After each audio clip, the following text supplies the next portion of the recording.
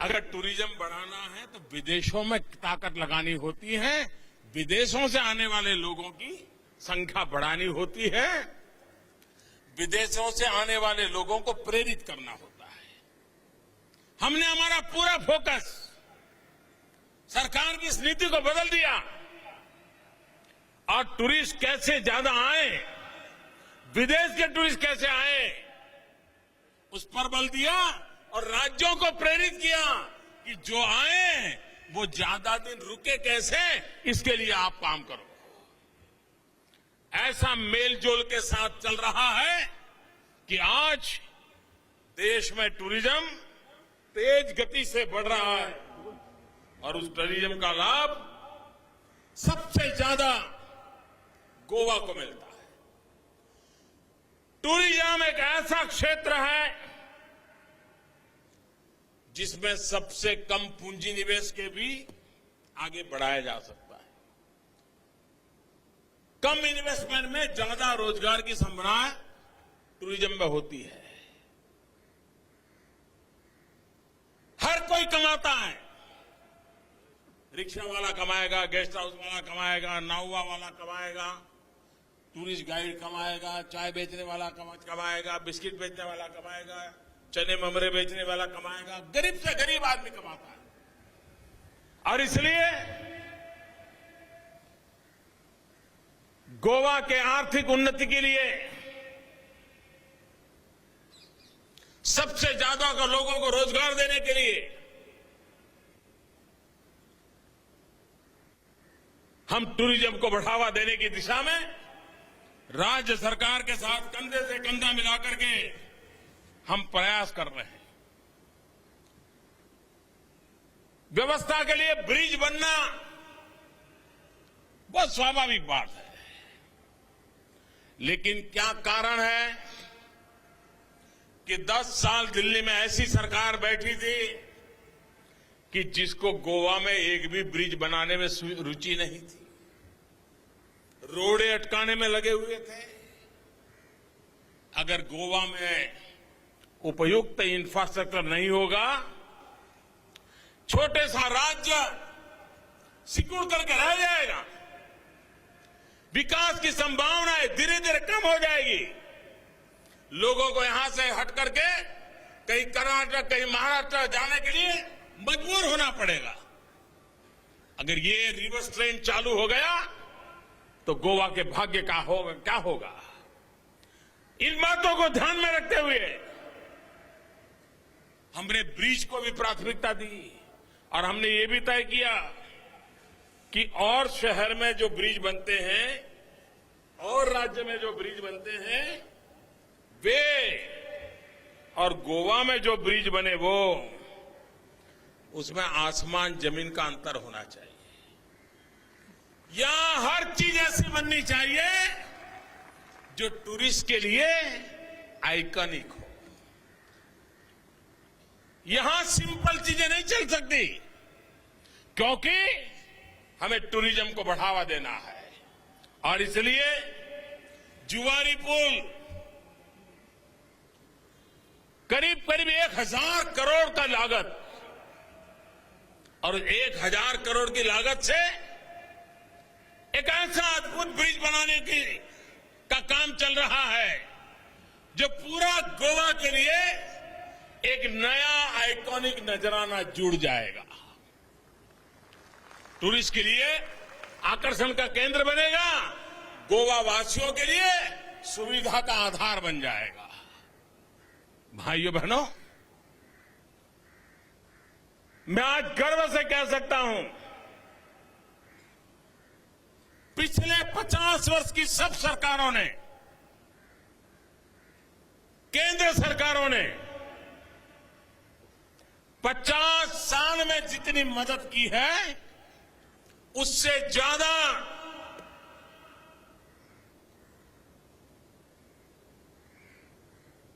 पच्चीस महीने में हमारी सरकार ने गोवा को मदद की है। आप कल्पना कर सकते हैं, एक तरफ 50 साल का टोटल और दूसरी तरफ 25 महीने का टोटल, ये गति है हमारी, ये हमारी दिशा है। और इसलिए भाइयों बहनों, मैं गोवा वासियों से आज विशेष आग्रह करने आया हूं। 4 तारीख को हम मतदान करेंगे और गोवा को एक दुर्भाग्य है, यहां अच्छा करने का उमंग वाले नेताओं से ज्यादा दूसरे का बुरा करने में आनंद आने वाले नेताओं की संख्या ज्यादा है। उनको इस बात में आनंद नहीं आता कि भाई चलो गोवा का भला हो, ये भी नहीं है कि मैं कुछ अच्छा करूंगा। उनका तो यही है, मैं मरूं तो मरूं लेकिन तुझे न छोड़ू। मेरे गोवा वासी, ये जो वोट कटाऊ लोग है ना, वोट काटने वाले लोग, ये लोकतंत्र का जेब काट लेते हैं। ये लोकतंत्र के जेब कतरे हैं, और लोकतंत्र के जो जेब कतरे होते हैं वो किसी के लिए भला नहीं चाहते हैं। वो सिर्फ वोट काट काट करके लोकतंत्र की जेब काट लेते हैं और लोकतंत्र को नीचा दिखाने का, लोकतंत्र को वीक करने का प्रयास करते हैं। कभी कभी ऐसा भी होता है, कुछ लोग, जैसे 1 तारीख को बजट आने वाला है भारत सरकार का, कुछ पार्टियां अभी से बैठी हैं, कुछ इकोनॉमिस्ट को बुला रहे हैं, कुछ लिखने पढ़ने वालों को बुला रहे हैं और अभी से ड्राफ्ट बना रहे हैं कि 1 तारीख को भारत सरकार का बजट आएगा। अभी तो बजट आया नहीं है, बजट में क्या आने वाला है उनको पता नहीं है, लेकिन अभी से ड्राफ्ट बना रहे हैं कि जैसे ही बजट पूरा हो हम ऐसा कैसा हमला कर दें ताकि गोवा में भी मैसेज चला जाए, पंजाब में भी मैसेज चला जाए, उत्तर प्रदेश भी मैसेज चला जाए, उत्तराखंड मैसेज चला जाए, मणिपुर मैसेज चला जाए। उसके लिए कागज पर अभी से ड्राफ्टिंग कर रहे हैं। बजट आने के बाद कोई प्रतिक्रिया दे तो हम समझते हैं, विपक्ष आलोचना करे ये भी समझते हैं, लेकिन अभी से वो मेहनत, वित्त मंत्री बजट के लिए जितनी मेहनत कर रहे हैं उससे ज्यादा इस सरकार को बुरा भला कहने का मौका ढूंढने वाले लोग अभी से इतनी मेहनत कर रहे हैं कि बजट के खिलाफ क्या बोलना। ये लोकतंत्र के लिए अच्छी सोच नहीं है। कुछ लोग, पराजय सामने दिखता है तो पराजय अपने सर पर ना आए इसलिए पहले से माहौल बना देते हैं।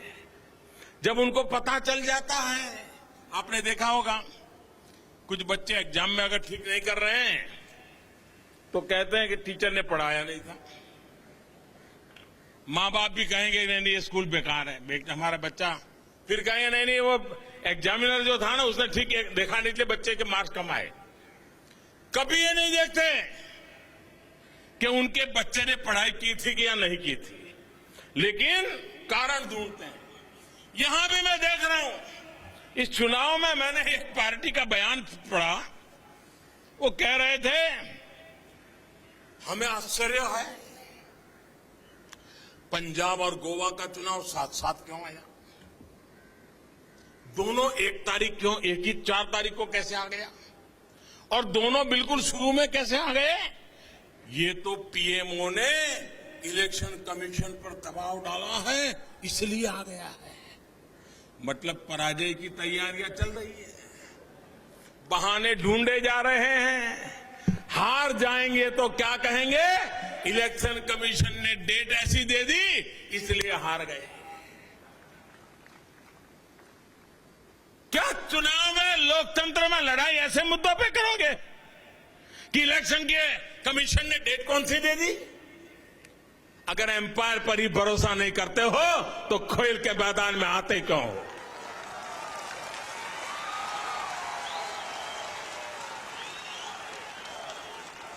लोकतंत्र है, हमें व्यवस्थाओं को स्वीकार करना होता है। व्यवस्थाओं के प्रति आस्था बढ़ानी होती है। अगर व्यवस्थाओं पर आस्था तोड़ देंगे तो सामान्य व्यक्ति का विश्वास डिग जाएगा। लेकिन भाइयों बहनों, राजनीति को इतने नीचे स्तर पर ले जाने का प्रयास हो रहा है कि जिसके कारण सार्वजनिक जीवन के मूल्य उसको गिराने के लिए कुछ लोगों को गौरव महसूस हो रहा है। भाइयों बहनों, आप मुझे बताइए, हिंदुस्तान की जनता समझदार है कि नहीं है? मुझे बताइए, समझदार है कि नहीं है? समझदार है कि नहीं है? सबके सब चुनाव में देश के हर कोने में कांग्रेस की विदाई क्यों हो रही है भाई? पिटाई क्यों हो रही है? समझदार है कि नहीं लोग? जो समझ हिंदुस्तान के हर नागरिक को है, उससे ज्यादा समझ गोवा के नागरिकों को है।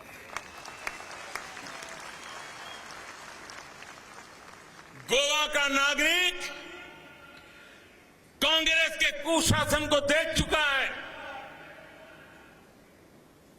भ्रष्टाचार की पाप लीला को भुगत चुका है, खरीद बिक्री के खेल देखे हैं। अब कभी भी हम गोवा को ऐसी मुसीबतों में फंसने नहीं देंगे। ये इस चुनाव के अंदर आप लोगों को निर्णय करना है। भाइयों बहनों, राजनीतिक विचार हो सकते हैं, राजनीतिक मतभेद हो सकते हैं, निर्णयों की आलोचना हो सकती है, लोकतंत्र में वो स्वाभाविक भी है।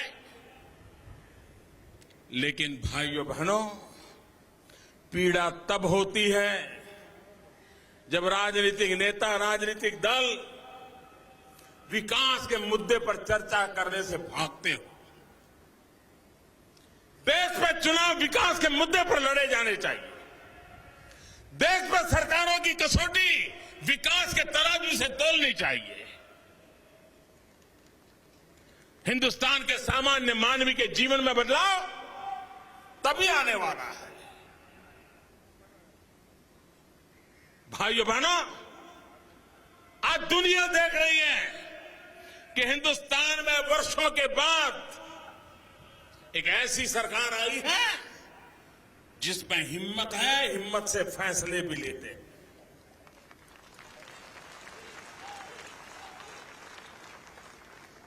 आप मुझे बताइए, पूरी दुनिया में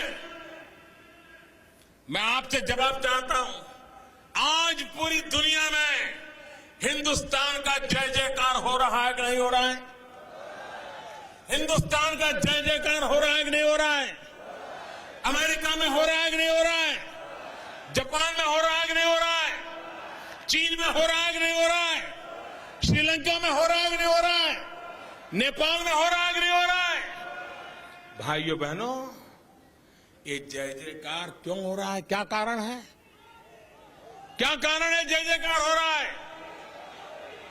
पूरी ताकत से बताइए, क्या कारण है जय जयकार हो रहा है? मोदी के कारण नहीं हो रहा है। ये जय जयकार हो रहा है 125 करोड़ हिंदुस्तान वासियों ने 30 साल के बाद पूर्ण बहुमत वाली सरकार चुनी। अगर दिल्ली में अस्थिर सरकार होती तो आज विश्व हिंदुस्तान की तरफ जिस प्रकार से देख रहा है, नहीं देखता।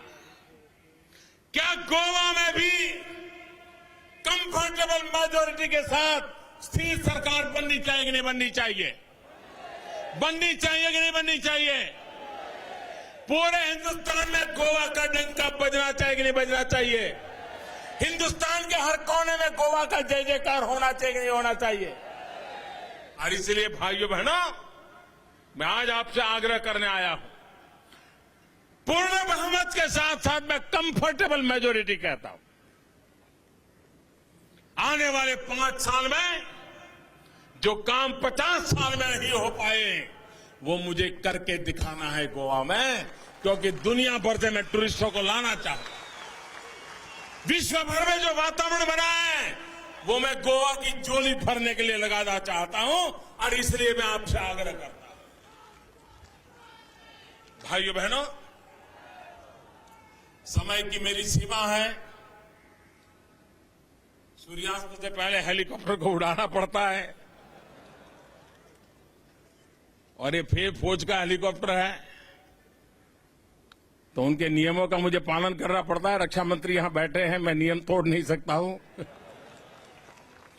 लेकिन भाइयों बहनों, मैं गोवा का इस बात के लिए आभारी हूं कि देश को उन्होंने ऐसा मजबूत रक्षा मंत्री दिया है। आज पूरा विश्व सर्जिकल स्ट्राइक की चर्चा कर रहा है। अभी भी लोग स्टडी कर रहे हैं कैसे हुआ, बोले आपके जवान वहां कैसे पहुंच गए। मैंने कहा मैं जब लाहौर गया था, दिन में गया था, गाजे बाजे के साथ गया था, तो भी दुनिया चौंक गई थी कैसे पहुंच गया। मैंने कहा भाई, अगर हिंदुस्तान एक बार ठान लेता है तो उसके जवान पराक्रम करके दिखाते हैं, देश की शान बढ़ा देते हैं। इस देश में गरीबी हटाने के भाषण करने की फैशन हो गई है, भ्रष्टाचार हटाने के भाषण करने की फैशन हो गई है।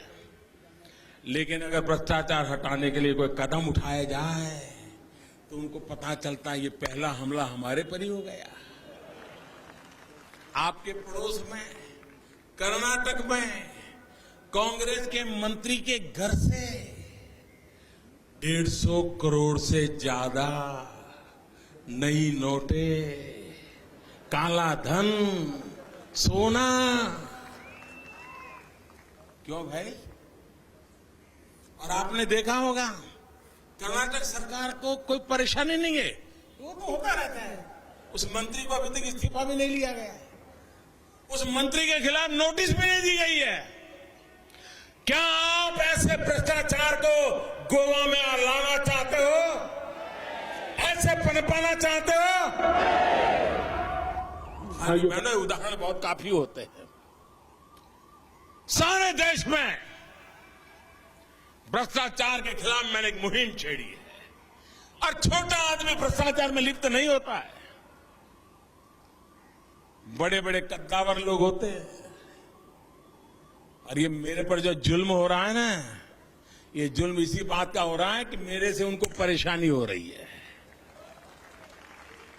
70 साल तक जो जमा किया है वो मोदी निकाल रहा है, इसलिए परेशानी हो रही है।